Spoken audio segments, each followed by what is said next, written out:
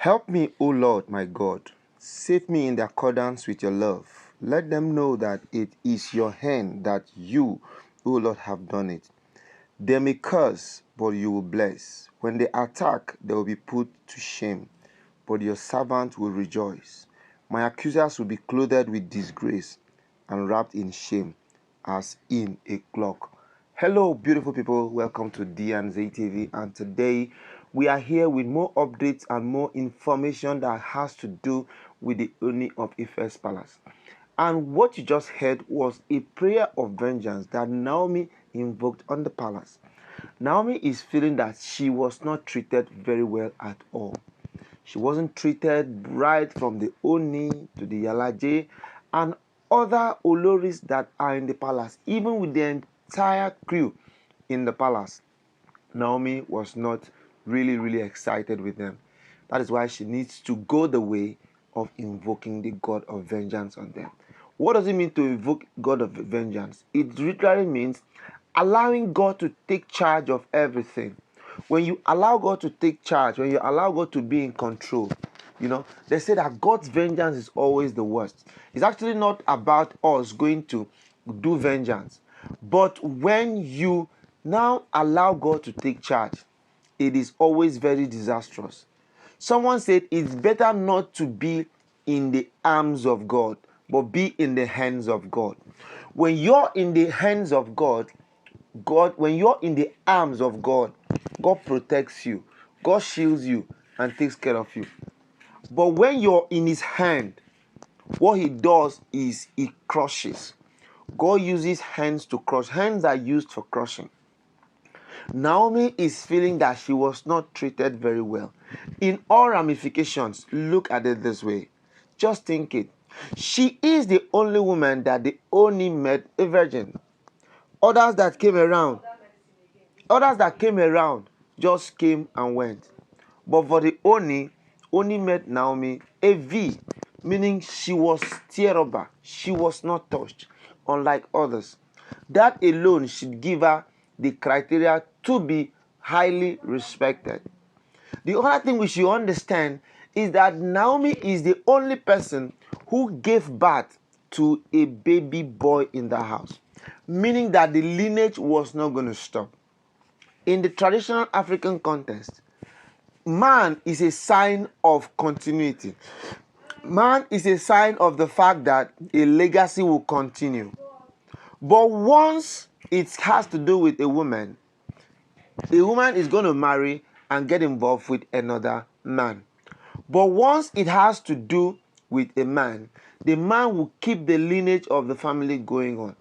So for Naomi to be the person who brought the only son who is going to be the heir apparent of the palace, it shows technically that she needs to be respected. And when Naomi was in the palace was very calm.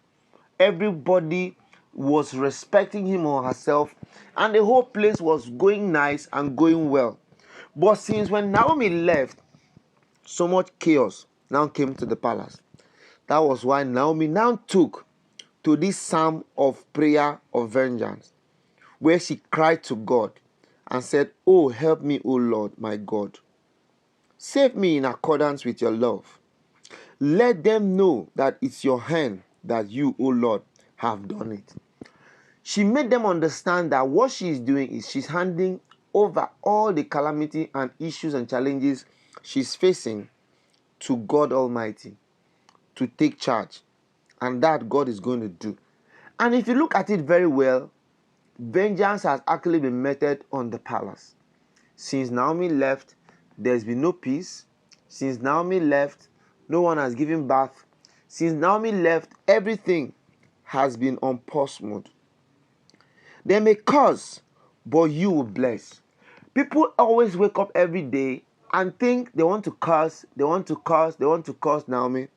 But what God has been doing is God has been consistently blessing Naomi. God has blessed her beyond measure and beyond imagination. Even so that when she left, people come from right, left, center and invite her to be part of what they are doing. That shows that she is blessed by God. You see, You cannot curse a man God has blessed. Once God has laid hands on you and blessed you, I tell you, no man can curse you. That is why they may curse, but God himself has blessed. When they attack, they will be put to shame. If you look at it technically now, you see that all the people who've been fighting Naomi have been put to shame. Yes, they have been put to shame. Not minding how much they've tried, all the things they've done, they've still been put to shame. But your servant will rejoice, just like Naomi has been rejoicing. Naomi has been rejoicing every time, every now and then. There's this ambience that has always been around her. There's this aura that has covered her from head to toe. She has been enjoying. She's been rejoicing. My accusers will be clothed with disgrace and wrapped in shame as in a cloak. You see, this shows that God, in his infinite mercy and goodness, has gone the extra mile to see how he can avenge Naomi of all the atrocities and all the things that they've caused her in the palace. She left without saying anything, but since she left, even Ooni himself does not have peace. Even though Ooni himself has been running from pillar to post, even the Ooni himself has not had no atom of peace at all. That is because God is actually part and parcel of this vengeance. God does not visit people wrongly. He only visits those who have actually caused issue or pain or other people. So it is actually something for us to emulate, because once you try to bring destruction on someone, there are a lot of things that the person will say that God will just activate and get involved. Just like what Psalm 59 says. He said Psalm 59 is described as a prayer composed when Saul sent messengers to wait at the house in the order to kill him. And commentator Cyril Rhodes describes it as a vigorous plea for the destruction of the psalmist's enemy. The psalm forms a regular part of Jewish, Catholic, Lutheran, Anglican, and other Pentecostal liturgies.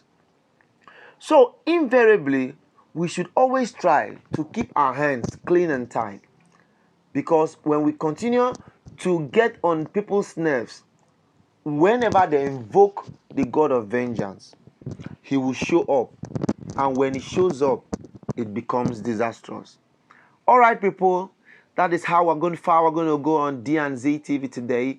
I just brought you news that Naomi has invoked the God of vengeance on all the people fighting her. Thank you so much, people, and see you some other time. Bye-bye.